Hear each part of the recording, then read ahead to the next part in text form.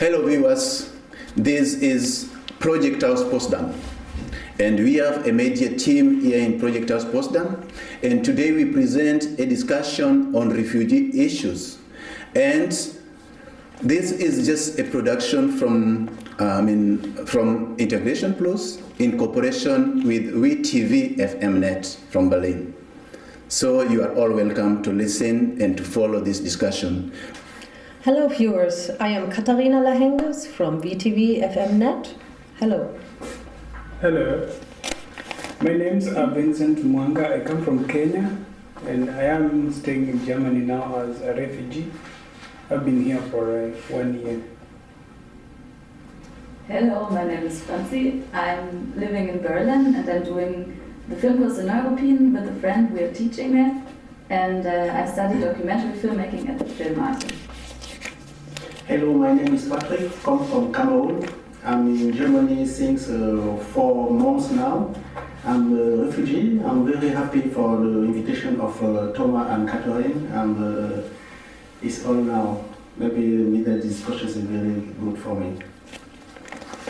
Hello, my name is Vivica. I'm working for Project House Potsdam in the Integration Plus project since 2 months. So I'm really new in this business, but I did some work before, and I'm really interested in this discussion. Hello, my name is Biggie. I'm also working here in Project House together with Katharina, Thomas and Erich. Let's have a good discussion. Hello, my name is Steffen, and I'm from Potsdam here, and I'm a volunteer at the Project House sometimes, and I'm happy to join the discussion. Good. Now, to set the ball rolling, the first question to those who are working with refugees: who are really these refugees? Who are really the refugees? Maybe we would ask Philip from Project House to tell us who the refugees are, really. Not one special type, something. There are different refugees from many different countries, and they have also different backgrounds, different reasons why they are here. And so you cannot say this is the prototype or stereotype of refugees. It's really different. So.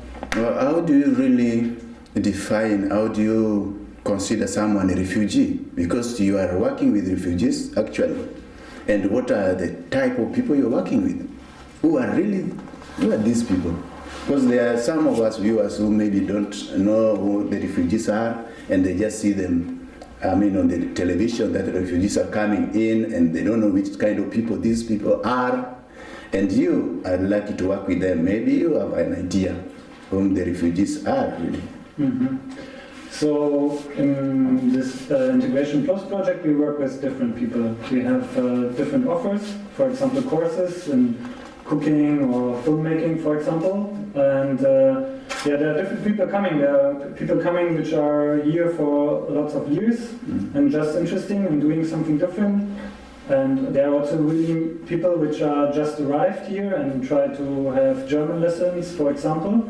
And there are young men, there are old men, there are women, and there are families as well. So there are really different people, and it also depends on the offer we have and the course we do with them. And also we try to give them information about different situations, and we try to have good contact with the Lagers here in Potsdam,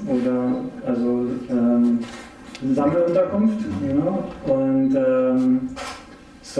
that's also some groups of people we are working with. Stefan, whom would you consider as a refugee? If somebody asked you, oh, you really want to support refugees, who are they? First of all, I would say they are human beings like you and me. So, like Philip said, could be everybody, man, woman, children. And for me, I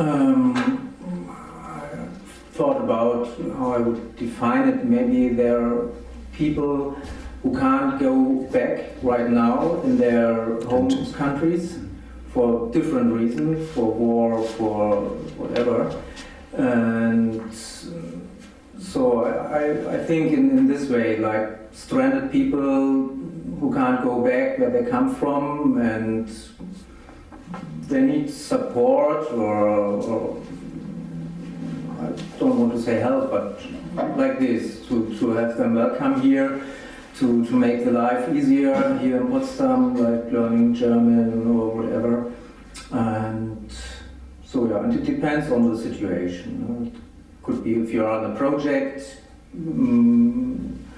then you work with a different kind of people, and if you work in the refugee shelter, yeah, it depends.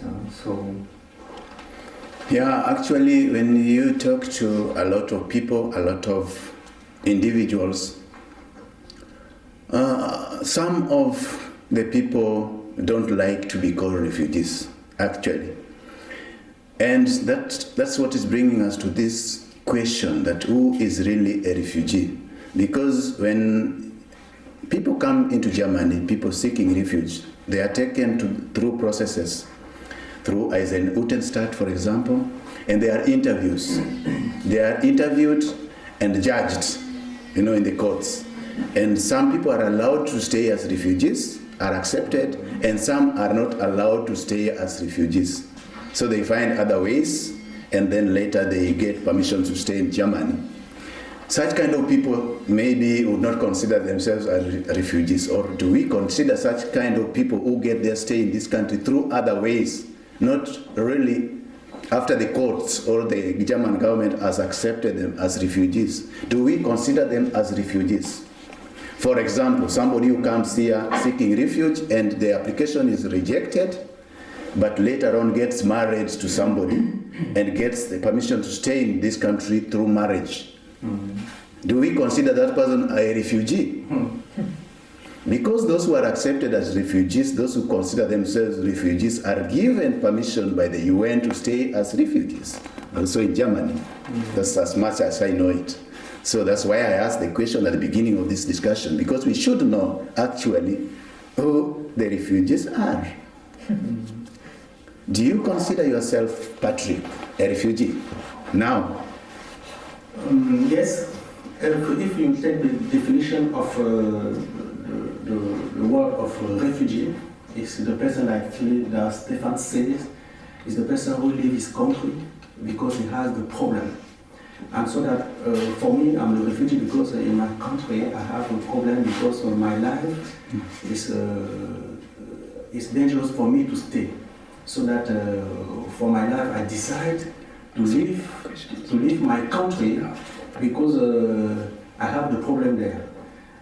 So that I chose, I have many possibilities to go many countries, but I chose Germany, for example, to come here because I know that Germany has, when I want to say that, they receive very good maybe the refugees, and they take care of them, and they give them opportunity to have another life. Yes. But, so that I'm considered that I'm a refugee. Yeah. So at the moment you consider yourself a refugee? Yeah. I found it very interesting you say that you will stand with the status a refugee too. I mean, this is like a political position also that you show through this decision. I understand it like this. It's a political decision that you want to stay like a refugee. It's you, and you, as he said, you can also change your status through a marriage, for example, and then you turn someone migrant.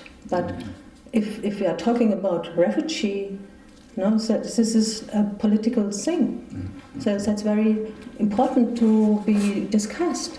Why there is need to flee away from your country? There are political reasons, international political reasons. So if you want to respond, who is a refugee? Usually a refugee is a victim of what the global system is creating. So there should be a group of persons considering themselves refugees to show that there is a big thing wrong in the political system.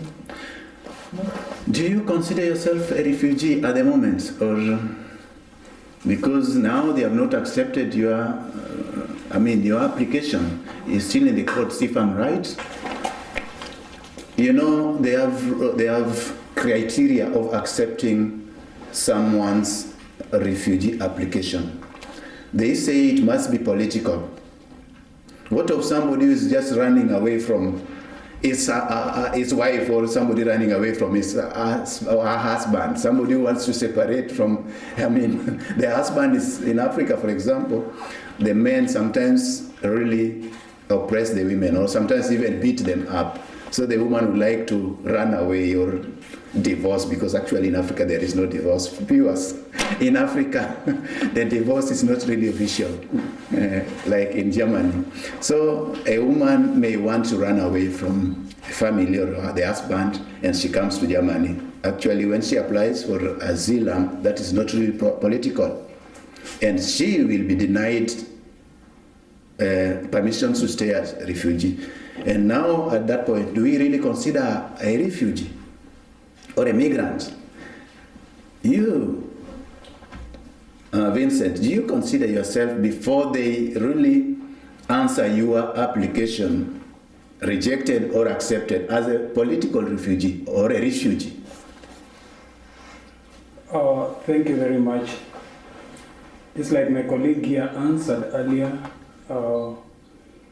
he said he decided to come to Germany because Germany is a bit more hospitable than the stories I hear from other European countries. I am also here. The reasons why I came here may not be political, but I'm here because of my own reasons, which is not something I want to go into in this interview. Just like you said, the process is still going on. I'm in the court. I do not know what the decision will be, but I am a refugee, and may I say that not all refugees are political refugees.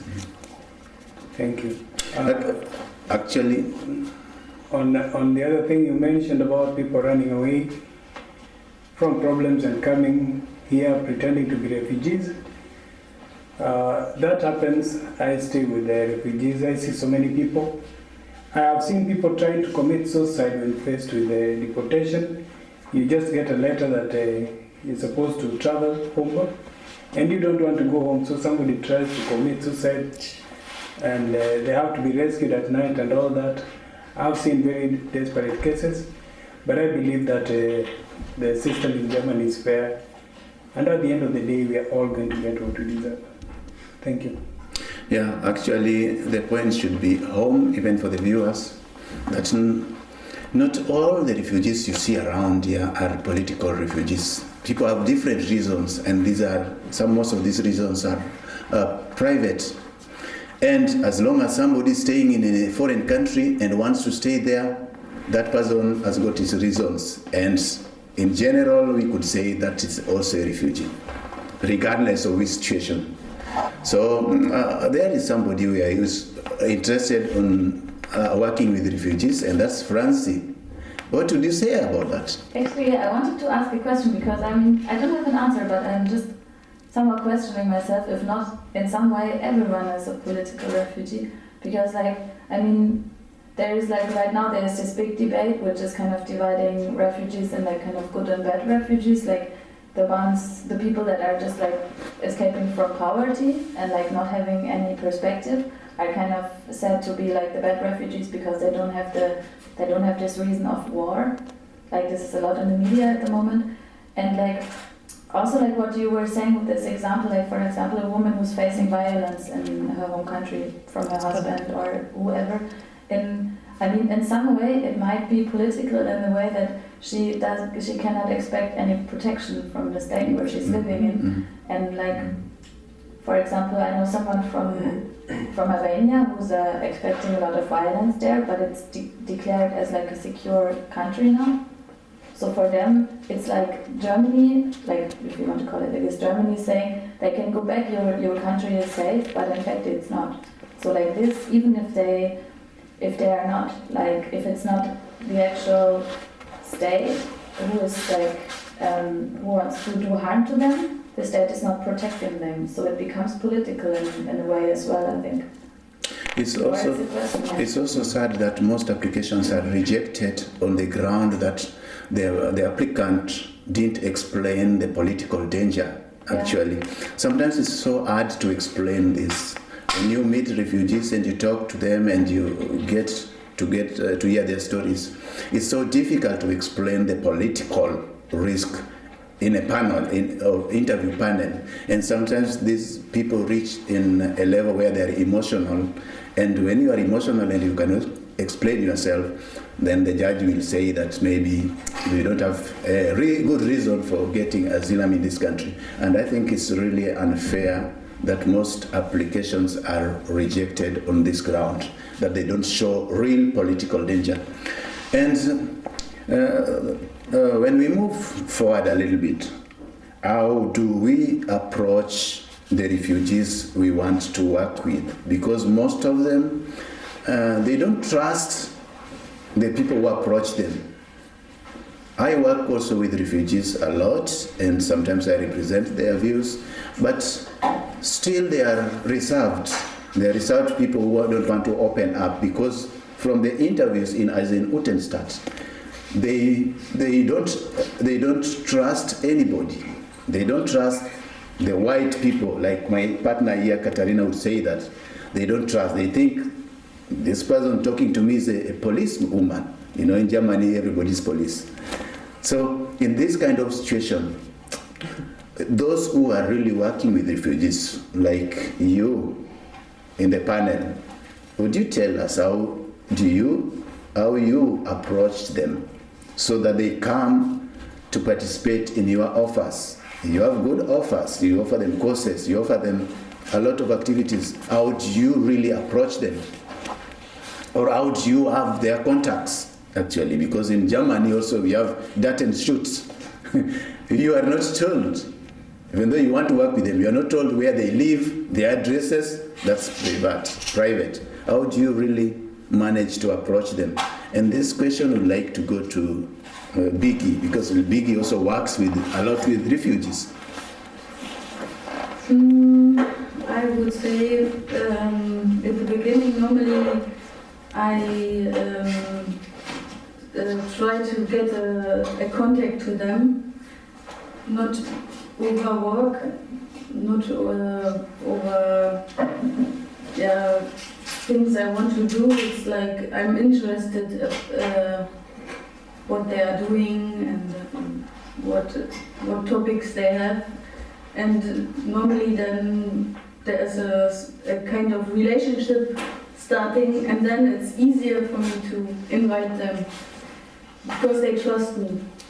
If I say I want to do something in the radio, maybe are you interested to join me with this? Then it's easier for them because they know every question or every topic I will talk about. I was thinking about them. I don't want to make pressure. Yeah, I don't want to make a show out of their life. It's just they know, okay, she knows about our situation. We can trust her that she's not putting us in a wrong light. Things like that. So that makes it easier to work with them together. How did you build this trust? How did you build this trust? Did it take a process or it just came? Or? Yeah, normally it's a process. I have to be patient. I can't say like, okay, now I'm talking 5 minutes and then after that I invite them to something. I don't know, it's a real interest in their life. I'm not thinking the whole time like, okay, how can I get them to my work? It's like I really want to know their way of life, or their problem. The situation. But this, I can't do it with 20 or 50 persons because it's even taking a lot of energy from me. So I will do it with few people, but then I have a situation where I can work with. Francie, you are also somebody who is known to be really interested in refugee support work and advice and guide and counseling. How do you really find the challenge with this trust thing? Do the refugees you meet really, are they reserved when you want to approach them? Or how do you get to approach them? What is the tactic? How do you approach these people? I don't really have a tactic. And actually, like for the film course, I'm like every time again, I'm super insecure because I don't really know how to do it actually. Because like we are inside the Heim and we're just walking around and we're just asking people if they want to join the film course. And there's this thing that there's always a little bit of time pressure because you want to start the course. So it's not like I can take a lot of time for every person. And so actually still I'm very confused about like how to ask people how to take part exactly in this moment. But with the trust, I mean for most of the people that I met, was actually I didn't have the feeling that people had such a difficulty to trust me. So it's like, I mean, the language barrier is always something, you know. I want to invite someone and I don't know how to say it, you know. It's like, and then I'm like, I find myself, I'm like, you know, sometimes I get really annoyed by myself. It's like, I want to talk to you, but I don't have the words, you know. But then, like from other situations, I also know, like not from this film course, because there we only have this short time frame, but from other situations I also know the things that Biggie were explaining, just like, I don't know, just sitting around with people, drinking coffee, getting to know each other, and then there is like some kind of friendship and trust coming, and yeah. Katarina La Enges works most of the time with refugees.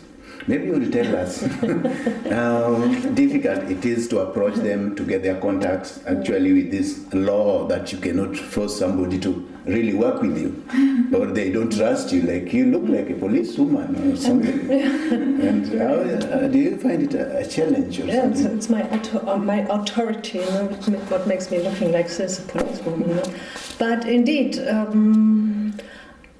working with refugees, I find it's not really easy to approach. It's because I feel there's so much, I want to hide myself. You too are doing it. You aren't really open. I imagine in Kenya you would be more open, you would be more sure about what you do, about the structures, you know how to do it. I imagine Patrick coming from Cameroon, for example, I don't know what he did in Cameroon, but now he's here in Germany. The big question should be, what can I do here? What can be the objective of my life? How can I bring myself, what I do, forward? So once, one of the refugees we are working with, he called me attention when he was telling me, oh, it was very nice to be part of the film you shot about us. Oh, I said, yeah, thank you for doing it. He said, but the next time, you know, I like to work with media.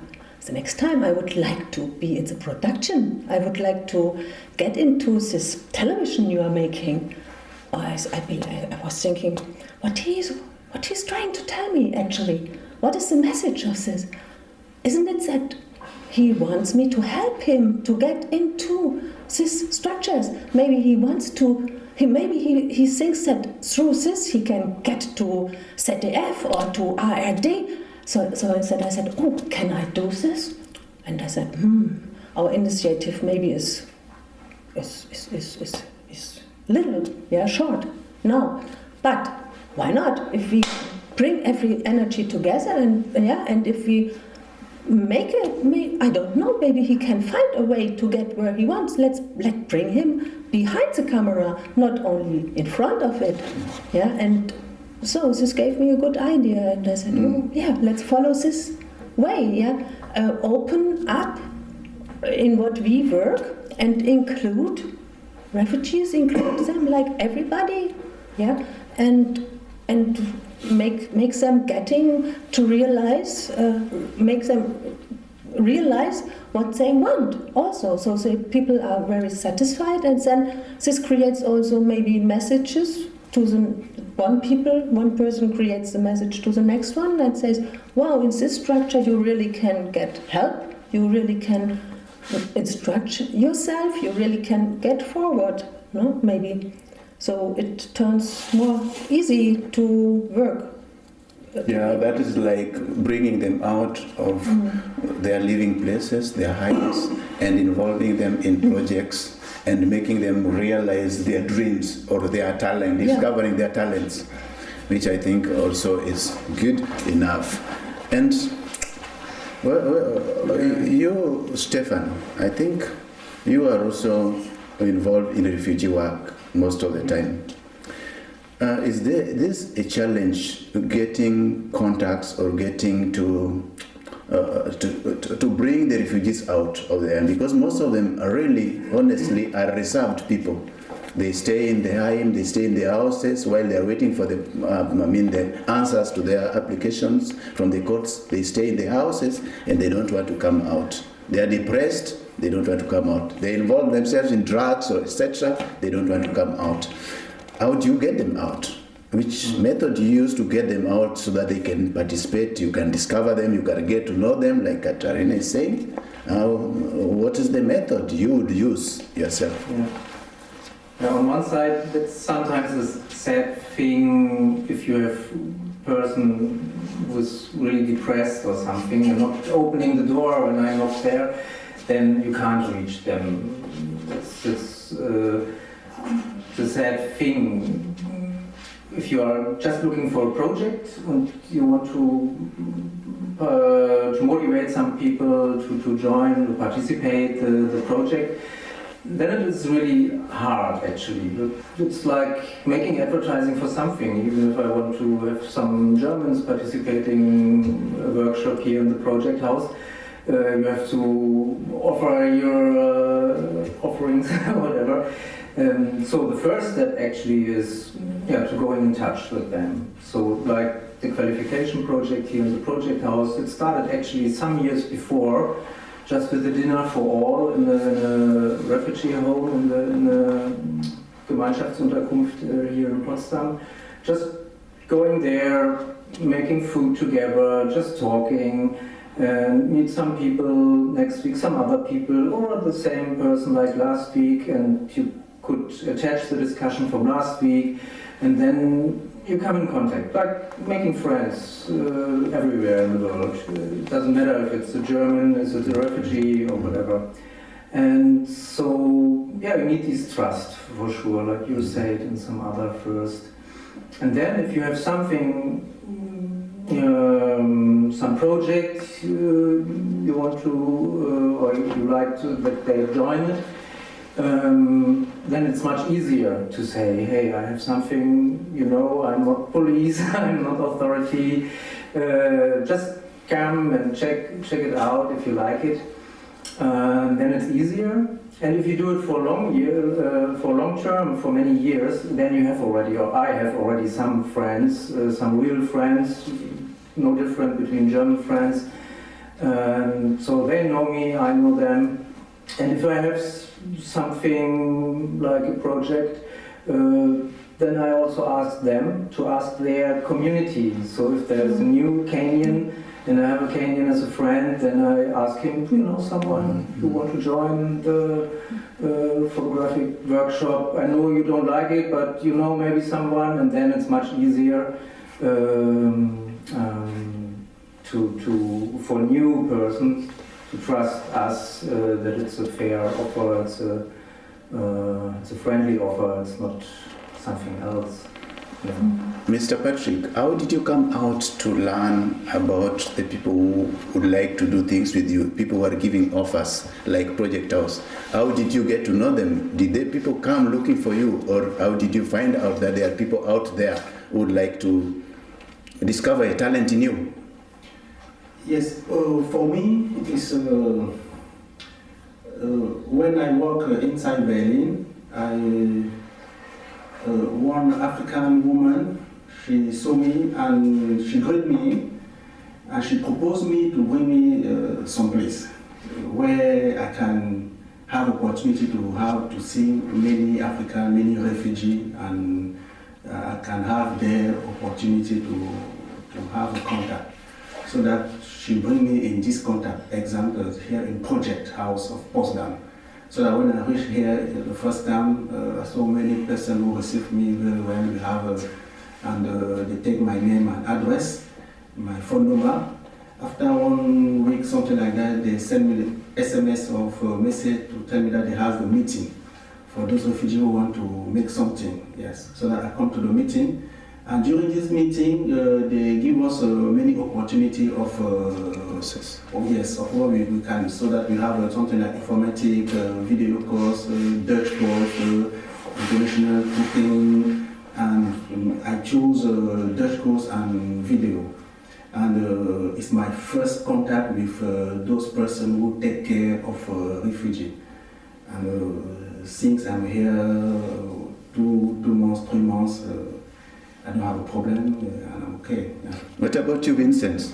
How did you get to know this place? Do you read it on the newspaper, or do you hear it on the radio, or you read the flyers?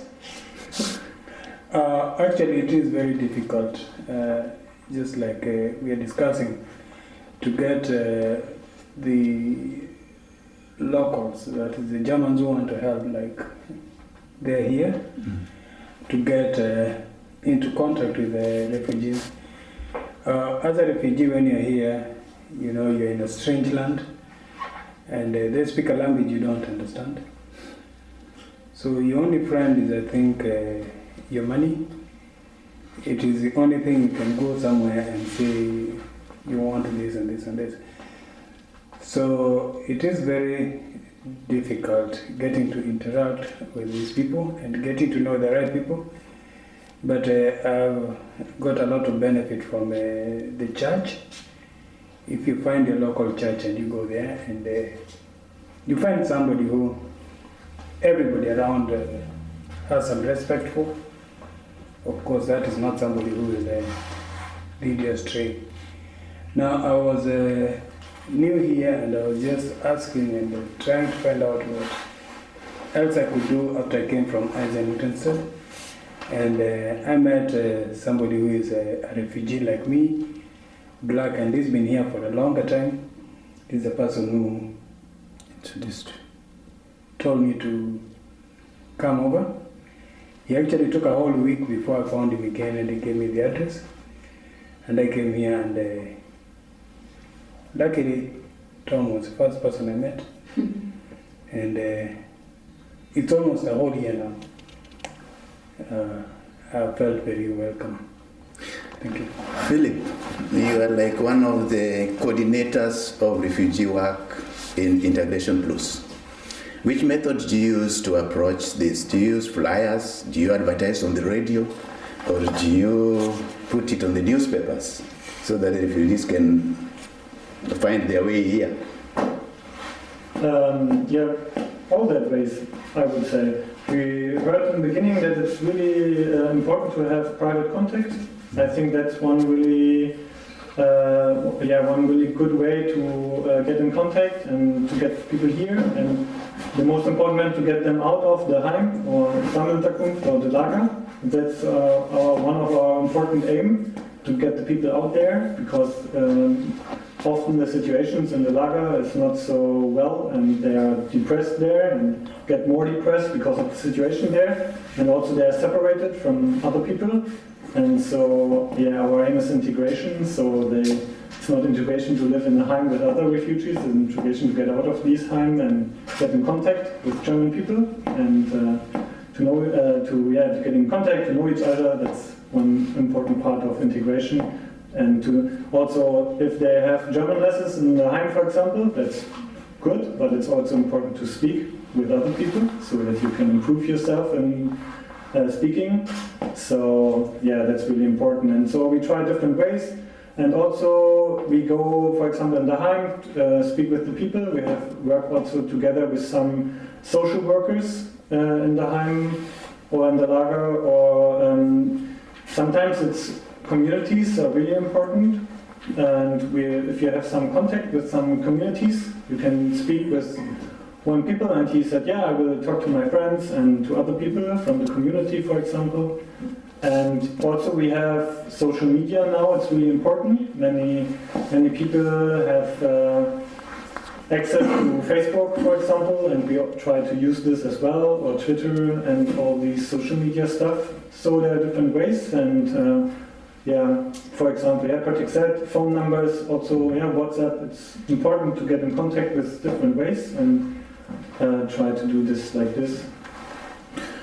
Yeah, maybe we still would like to go to Patrick again, because now you represent the interests of refugees here. The refugees are listening, are watching you.